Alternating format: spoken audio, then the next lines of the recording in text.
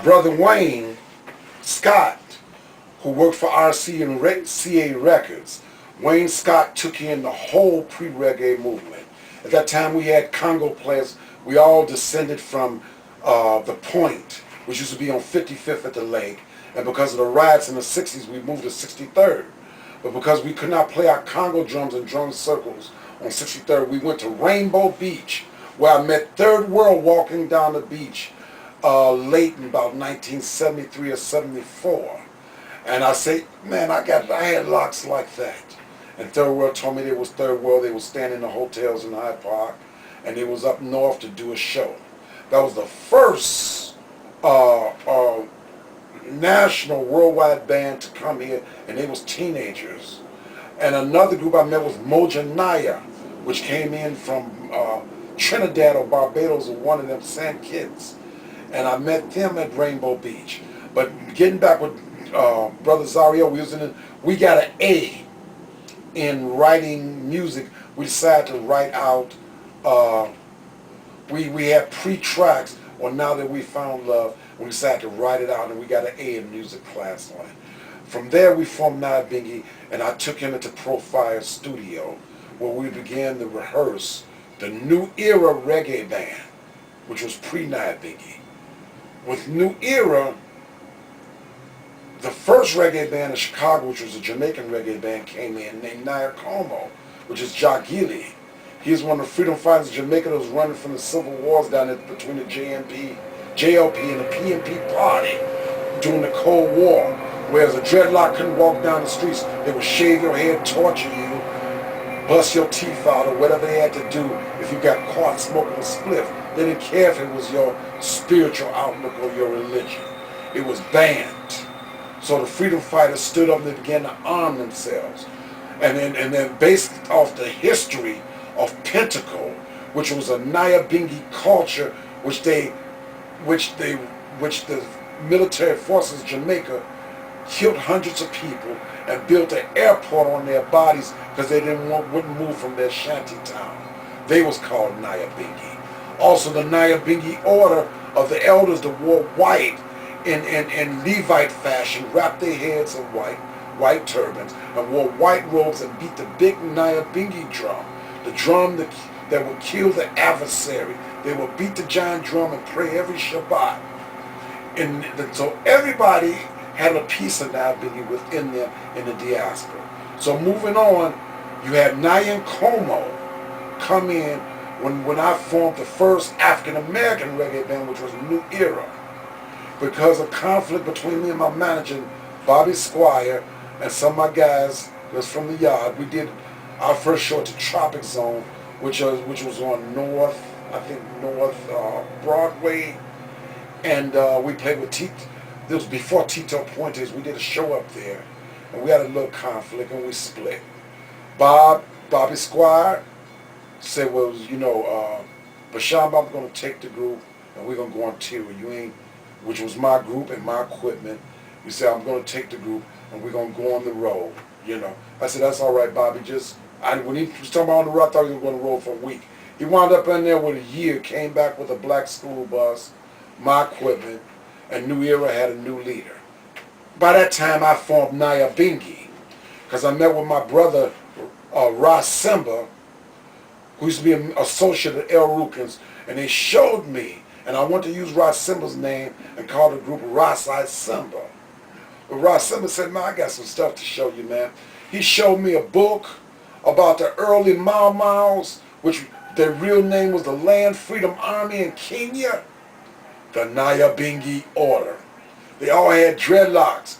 When they told us about the Mau Mau's, we thought they were some brothers walking around here with afros and bones in their nose and drinking blood from the Tarzan movies. We did not know there was a uniform freedom group that was very similar to the Vietnamese liberation struggle to free Kenya and East Africa. Later, because of the book that was on loan from the El Rukin priesthood, he showed me whereas the Naya Bingy Order was born to being secretly by Haile Selassie to free all of Africa before there was an Organization of African Unity before there was a League of Nations to free Africa, unite Africa as Zion. So various priests and people went out all over Africa, around the world, carrying that wish for true liberation of freedom, even before Liberia, even before Liberia was set free. Because Ethiopia at that time was a commonwealth of Coptic and Hebrew people, some people call Falasha or Beta Israel. That was one of the hubs where the 12 tribes of Israel was hiding out, waiting on the day of judgment until it was time that Nyabingi would be sent forth and we can wait on the Mashiach for our liberation from slavery and colonialism. So New Era Band did real well for years. I never complained about New Era using my name or anything like that. They recorded albums.